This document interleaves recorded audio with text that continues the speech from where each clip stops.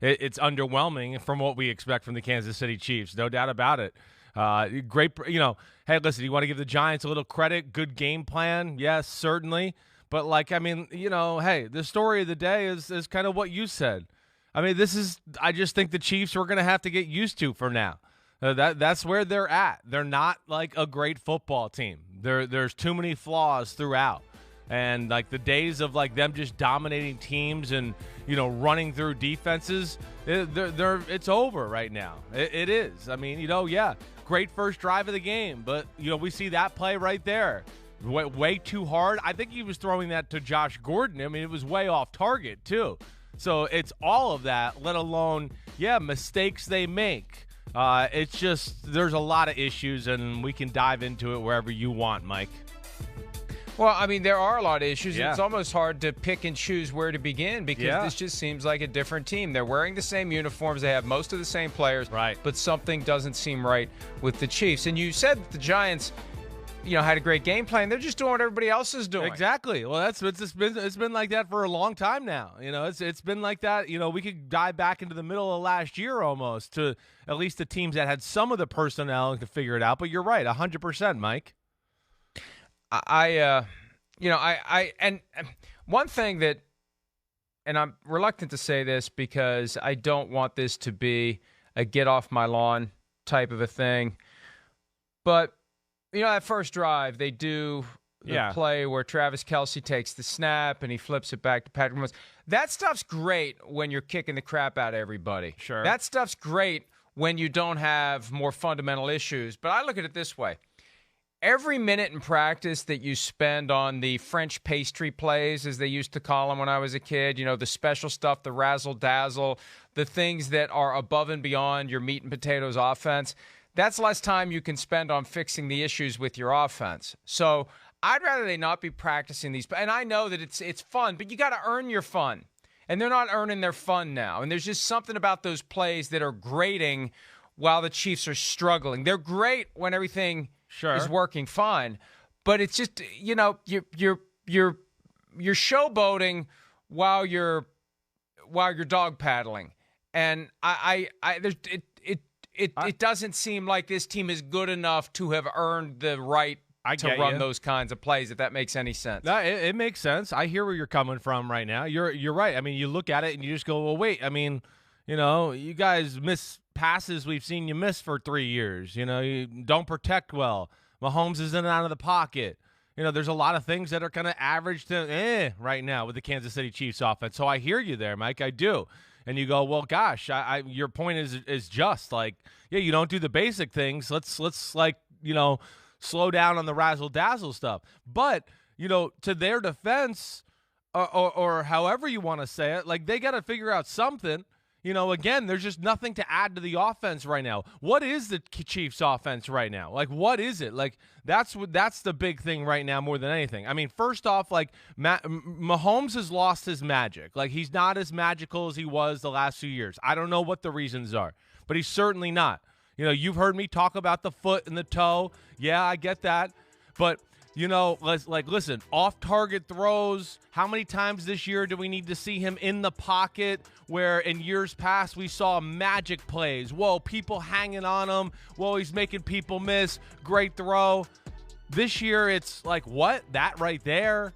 He's lost the calibration of where people are around him in the pocket and doesn't look or feel as comfortable. So, there's that issue. And then you go with this stuff right here. I mean, come on. I don't know. Patrick Mahomes in years past, I feel like he throws that pass 50 times. That's 48 of them, 49 of them are walk-in touchdowns. It's just off, let alone then the offense has nothing to offer to go with it, Mike. And that's where you just go, okay, wait, what do we have to do with the Chiefs right now?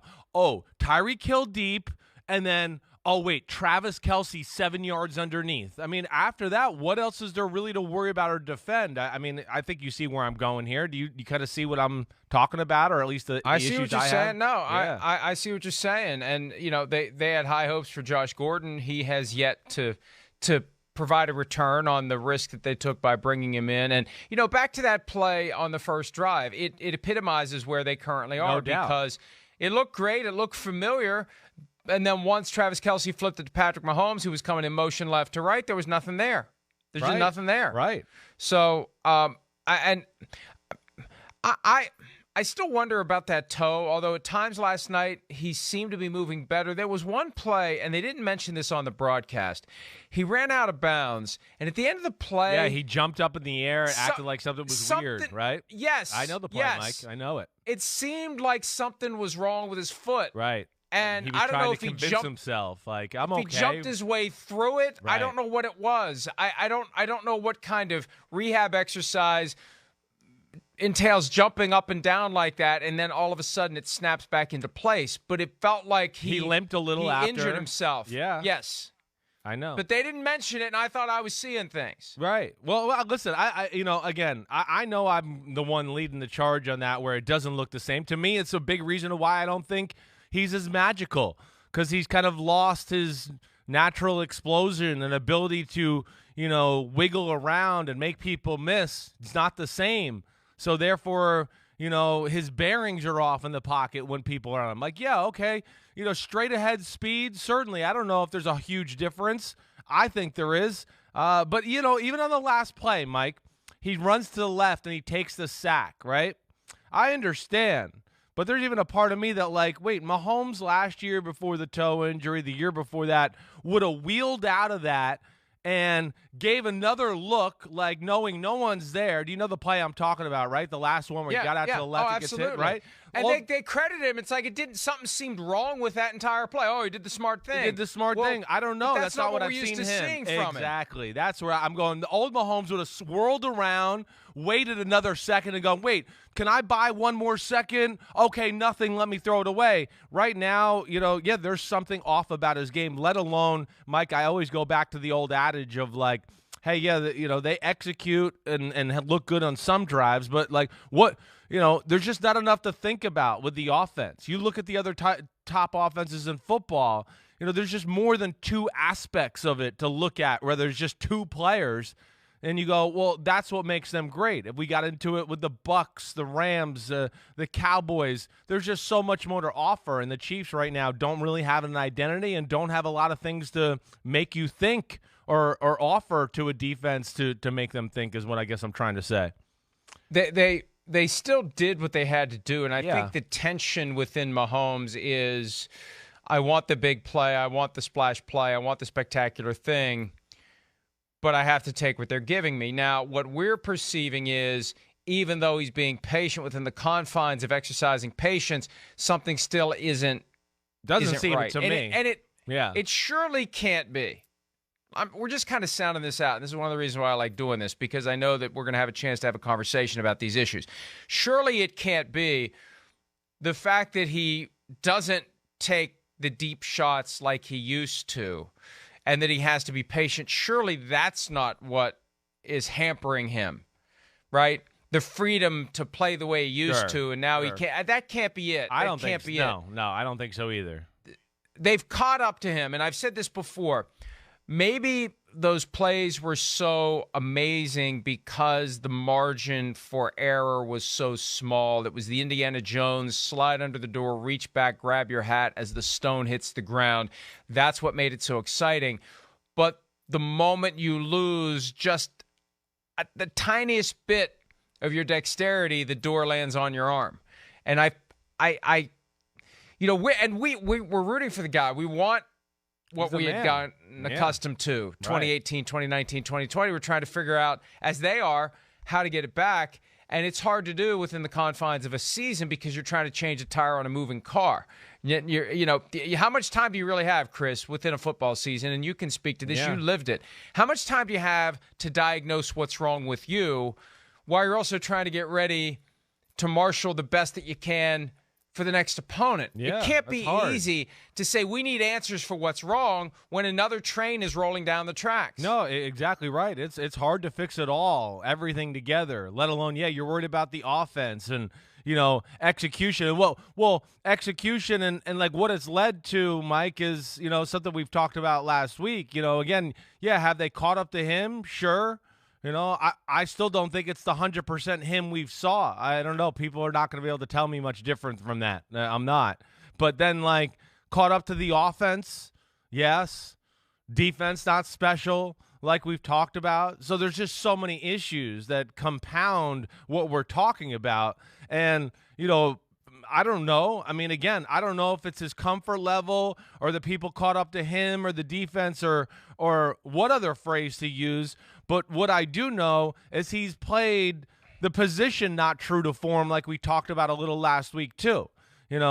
Yeah, I mean, Brian Griese showed a few plays from the Tennessee game 2 weeks ago where you just go, man, he's not seeing the field clearly. I don't know what he's thinking about. He even said that, during the telecast. Like, he's thinking, wait, there's no way they'll play that coverage here, so let me go over here and work this side of the field.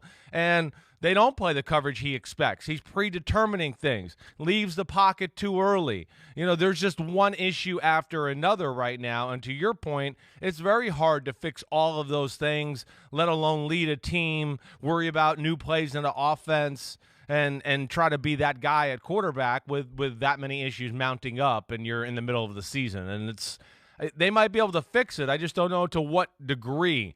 And I'm not expecting to the degree of what we saw in years past, where all of a sudden they become dominant and they're like the greatest show on turf. I don't. Right now, I'm just going, I hope they can fix it and get in the playoffs. That's where we're at with the Chiefs, right?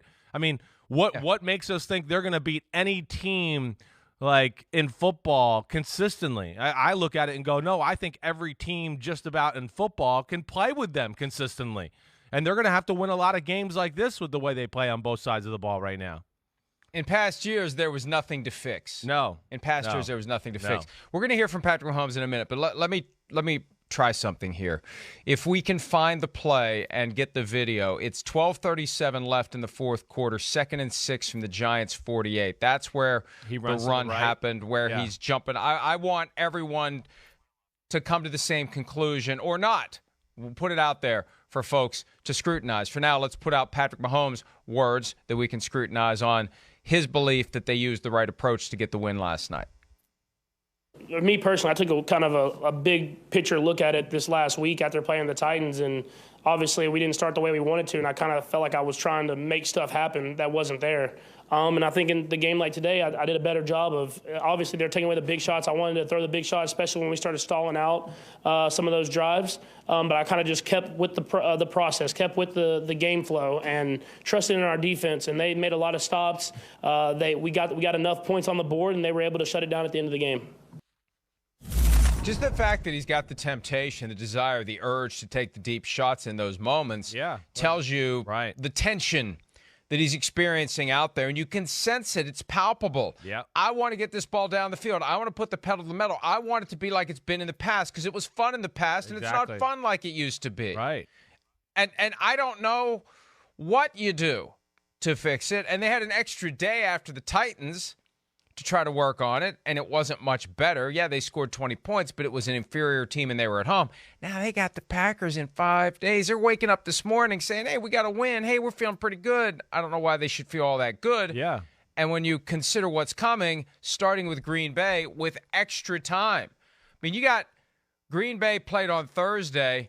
Packers have 10 days. Yeah. And the Chiefs play on Monday. They got 5 days. Oh, man, well, that's a better measuring stick. That's the thing. Last night, Giants, I don't know how good of a measuring stick that is. Although the Giants aren't horrible, they seem to find ways to self-inflict wounds on themselves, as you would say. Yeah. So I don't know how to feel about the Chiefs right now, and I think most people would feel the same way. And look at this. Yeah. The Broncos, week 13, okay, fine. The bye's coming up week 12, and I think they're going to need it after playing the Packers, Raiders, and Cowboys. We're going to learn a lot about them over the next 3 games. When you're playing teams that are 7-1, 5-2, 6-1, 3 straight weeks, we're going to learn a lot about the Chiefs, Chris. Yeah, 100%. I don't know. Again, they're going to be a pain in the butt. It's still Patrick Mahomes and company. I understand that, and certainly not going to count them out. But what I'm getting close to, I guess, is counting out the think that they're going to go on some run and going to end the year, and we're going to look up and go, whoa, look at the Chiefs. They're 13-4, or they're 12-5. That's not going to happen to me. That to me is where I've gone past the point of no return, because Yeah, I mean, you said it. Hey, the Giants, they do things well. Yeah, the Giants, I mean, it goes back to the same story. The game plan's perfect. I mean, they play it right. They're coached to play the right way. They just don't have the players. And, therefore, Kansas City's defense got to look somewhat good last night because, hey, the Giants' offensive line is one of the worst in football, period. So that covers a lot of holes, let alone they had a lot of injuries to go along with it. So that kind of gave the Kansas City football team a get-out-of-jail-free card, especially on the offensive side of the ball, because it was a night where their defense could hang in there. But the problem is we've seen so many times this year the defense can hang in there. So you don't know what to expect from them either. And they have their own issues. We talk about the offense. You look at the defense and go, I mean, other than Chris Jones, again, who the hell's there to worry about right now in Kansas City? Tyrann Mathieu's not been the same. Frank Clark is non-existent. And it's just not enough to go around for you to think that they're going to be a dominant football team anytime soon. Frank Clark turned it on the final drive. Yes. And there were multiple times last night where it looked like Frank Clark was being held. And, I don't know what it takes to draw a flag or not a flag, because I know there's holding on every play. But when you got the guy coming around the edge toward the quarterback and somebody's got their hands up there and you can see they're grabbing, when they do that. There used to be a time when you had to block like this. Yeah. And they changed it back in the 70s where you can put your hands out, but you see a lot of the closed fist grabbing shirt and holding flaps on shoulder pads, and that seemed to be happening to Frank Clark a lot last night. And I know a lot of it happens and it goes on call, but when you see that guy come around the edge, you want to think he's going to be unimpeded to have his shot at the quarterback. Now, I'm very impressed, and I'm happy to report that the control room has found the play that we were talking about. And here's the thing. With all the buildup, it's going to be a major disappointment, but I'm at least happy that they found the play. I think it's good to show it. Let's take a look at it, and you be the judge. You, not you, Chris. You out there watching the show, and if you're listening on Sirius or watching the podcast, oh well. But if you're watching, you get to see it. Let's have a look. Well, they can't see it, Pete. How can they see it? I'm sorry. You can only see it if you're watching. Here it is. And Patrick Mahomes, 12:38 to play, rolls to the right, sees nothing there, and then off he goes. And it has a little bit of burst. That's what he, that's where he's sitting. And then he's had a little jump there. Now watch. Right. And it's like, I'm fine. Look, fine. Now he's limping. I'm fine. Right. I'm fine. And that reminds me of what Robert Saleh told us when we interviewed him right after he got the Jets job, after becoming the 49ers defensive coordinator. His advice to the Buccaneers for the Super Bowl was, don't be fooled by the old man limp. Yeah. Because he's still got it. But he was telling us that wasn't the Super Bowl. Yeah, right. Yeah, that wasn't an okey doke there. That was serenity now. My foot is fine, or whatever it is, ankle, foot, toe, whatever. Something, he stepped wrong on something, and he was trying to will his way back through it. That was how I interpreted that body language. Listen, me too, Mike. I saw it. I've been watching it all year. I've told you, I've had people reach out to me that are somewhat in the know there and have told me I'm on the right track. I mean, again, I don't know how close I am, what the issues are. All I know is I am a professional at watching players, studying them. You know me, I'm all into legs and butt and the way the guys look. And to me, there's something off, just a little off. I don't know what it is. I just know I've studied the guy so hard. And, coming out in the draft, he was my guy. And I just feel like I know him so well, and I don't see the same guy, let alone I see a look in his eye right now that he doesn't believe he's the same guy. I feel that way too. And I'm not trying to blame it all on him. He's pressing now, of course, because he's trying to create magic. The team's struggling. Nobody can help him out. There's just nothing. There's nothing positive like really going on there in Kansas City. So that's where I feel for him. But I'm with you, Mike. I mean, again, there's issues across the board with Kansas City. Nice win, 20-17, way to gut it out. But come on, we're holding them to top of the league standards, Super Bowl standards, and they're nowhere near that right now.